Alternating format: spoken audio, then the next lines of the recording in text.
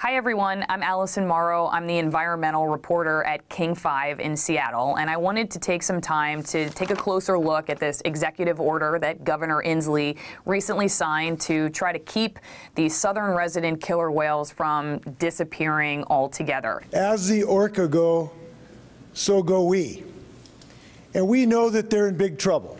They're facing a real emergency situation right now. There's only 76 of them left, and less than 30 of them are even able to reproduce. So really, really dire straits, and I want to help you understand what exactly this executive order might do to help them. First, though, I want to tell you a little bit about my own personal experience with killer whales. When I was a kid, I grew up in the Sunshine State of Florida, just about an hour and 15 minutes away from SeaWorld in Orlando. That was my first experience of a killer whale, and all I knew about them was that they could do really cool tricks.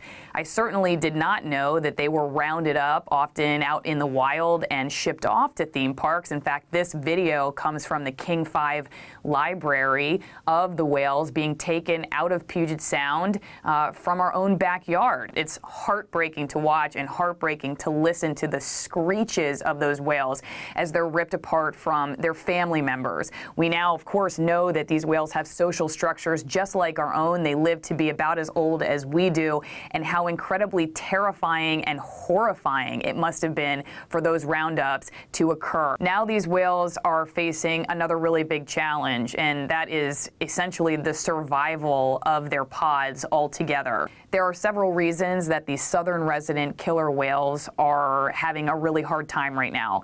Number one is that they're essentially starving. You see, southern residents are different from other killer whales that eat mammals like sea lions and seals. Some even eat sharks. Our southern resident killer whales, well, they only eat fish, and mostly they only eat Chinook salmon. They're pretty picky eaters because wild salmon, and specifically wild Chinook salmon, their favorite fish, they're now also on the endangered species list. The whales and the fish are disappearing together.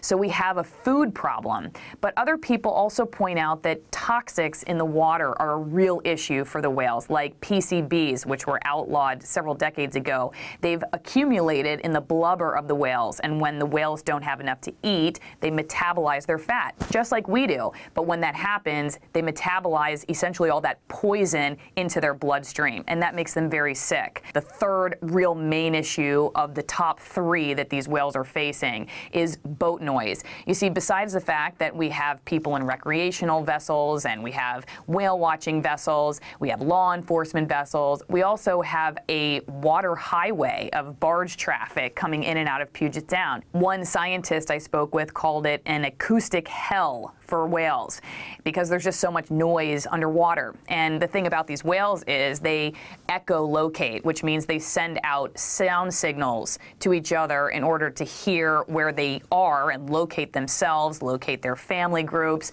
and locate their food.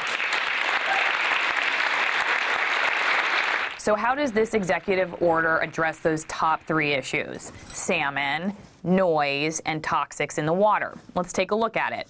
The first point is the Washington Department of Fish and Wildlife, with review from the Governor's Salmon Recovery Office, along with the Puget Sound Partnership, by July 31st of this year, have to identify the highest priority areas and watersheds for the southern resident killer whale's favorite food, the salmon. So what are the most important habitat areas for these fish, and what do we need to address the problems of fish recovery in those areas? That could include restoration, protection, and also hatchery production. The governor has come out in support of increasing the amount of fish we grow in hatcheries so that there will be more fish in the water systems. But it could also include restrictions on salmon fishing. How much can people catch and in which areas? Also, by April 30th, 2018, WDFW and Washington State Parks and Recreation Commission have to come up with plans for increased enforcement of boat rules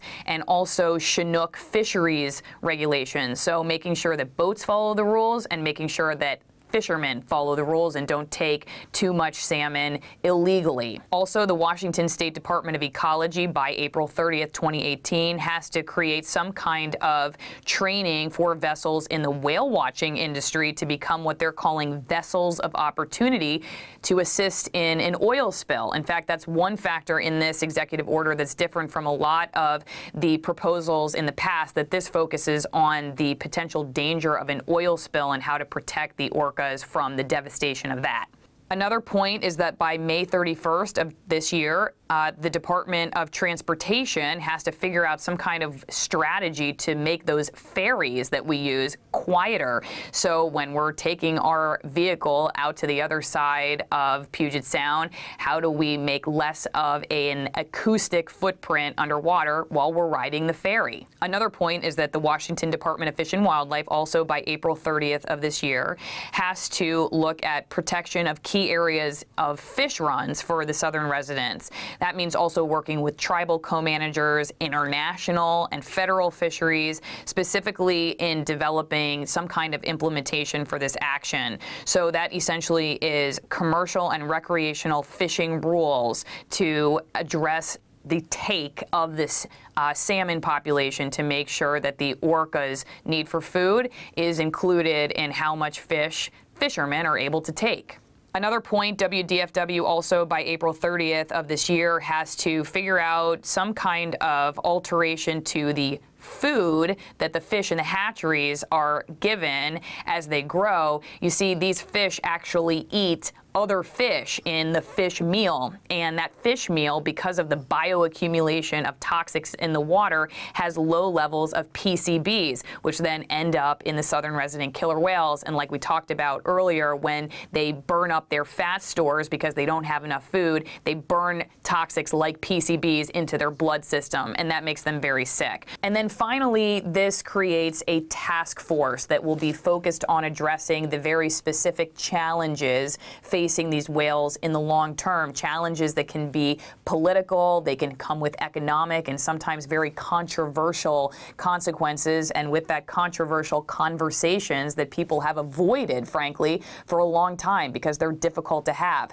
You see, this is not a new conversation. We've known that the southern resident killer whales have been starving for decades, and we've known for just as long that they need our help. The orca will not survive. The orca will not survive unless all of us in the state of Washington somehow makes a commitment to their survival. We are certainly facing an emergency, and I'm not sure anyone really knows if it's possible we're just too late. But we're not willing to give up hope. I'm certainly not. I remember those whales from when I was a little kid and all that I've learned about them since then, that they have social structures just like ours. They live as long as we do. They have family groups that they stay with their entire lives. And another special part about southern resident killer whales that I also recently learned is that they take care of the weaker among them. One person recently told me, a guy who observes the whales regularly, that he's seen them stay behind when another whale has a disability and needs help with food or movement, that they don't just leave the weaker behind, that they stay with them and they help them to thrive. I think that's a lesson we humans can learn from the southern resident killer whales, and I, of course, certainly hope that we will be able to continue learning that lesson for many generations to come. If you liked hearing about these whales and you'd like a breakdown of other complex topics, I'd like to know. Please give this video a like, share it, and get in touch and let me know what else you'd like to know more about. Again, I'm Alison Morrow. I'm the environmental reporter at King 5 News in Seattle. Thanks for watching.